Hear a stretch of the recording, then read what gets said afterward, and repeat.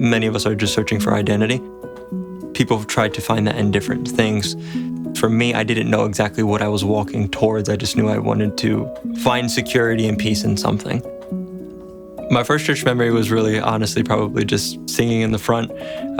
My grandma, their church, they all went to a Pentecostal church growing up, and they would always put me to sing from about probably 1 year old. I have a musical family, pretty much all play and sing music, and that's pretty much all my life was like, just regular church attendance.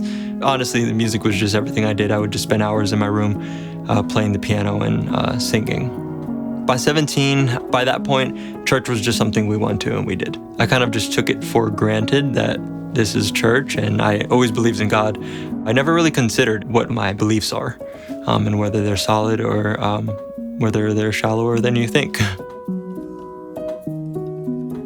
I had gotten to the point where my abilities in music were increasing, my affections were all over the place. I wasn't really thinking about the Lord because around 17, I left my home. And soon after that, I ended up connecting with a producer. We started to get in the door with Sony and Universal and all these different people. And I pursued that instead of what I should have. I left the home in a very rebellious manner. There was a lot of destruction that came as a result. Splits in family, torn relationships, just much that happened as a result of my sinfulness and my idolatry. What do I want? What am I looking for? What do I want to accomplish? What do I want to have? I really was just living a hypocritical life. I would go to church regularly, even to the point of playing up in the front of church. But my heart and my mind and my actions were far from living a life of godliness. You can put on this external appearance. You can try to mask what's really going on. You can try to look holy or look like you're a good person, all right? When really all that's going on in your heart and all you desire is far from it. And that was a tug of war that I felt.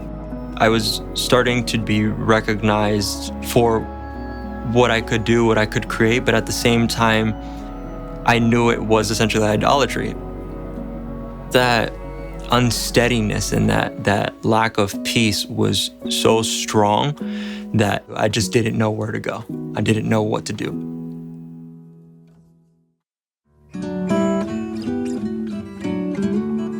So I got a job at the post office, initially thinking, okay, let me make some money so I can fund some of the music promotion, stuff like that. My mom continued to pray that I wouldn't have peace in my music pursuits. She was the type that she would wake up at 5:30 in the morning, read her word, and she also kept planting seeds of truth. She kept telling me, hey, why don't you listen to these guys? Why don't you take a listen to this? People like R.C. Sproul. And I put it off for a while. Then eventually I began to play one thing here, one thing there, and that really changed things for me. Some of the first things that I was seeing from Ligonier and hearing were the Q&A sessions. Panels with Sproul, Ferguson really began to show me how much I didn't know. I had about 10 to 12 hours delivering mail daily, so I just started soaking up those sessions. I began to understand, whoa, this is much bigger than I thought. Life is not just about music and my talent. I've been searching all this time to be accepted, to be loved, to be cared for.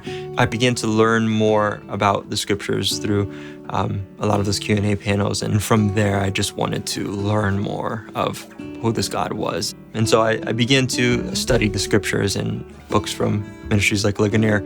And over time, began to see, wait, there's a lot more than music in this life.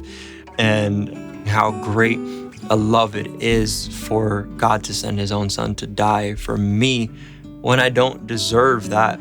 I began to understand that everything that you do means nothing if you're pursuing yourself. Everything is essentially idolatry. And so I started to have a heart to share the truth, to share the gospel with others. I would find myself having conversations with people on my mail route. Sometimes very long conversations, and then I would have to run to catch up on my job front. But I still have much to learn, much to grow, and I don't know everything. But that has become a growing desire in me, and if the Lord wills, I would love to continue sharing that whether that be sharing with others, teaching others. Music, I started playing piano again in church. I haven't really spent much time recording. My view has become whatever the Lord wills. I'm just prayerfully just moving forward one step at a time, knowing and trusting that whatever the Lord has, I'll walk through that.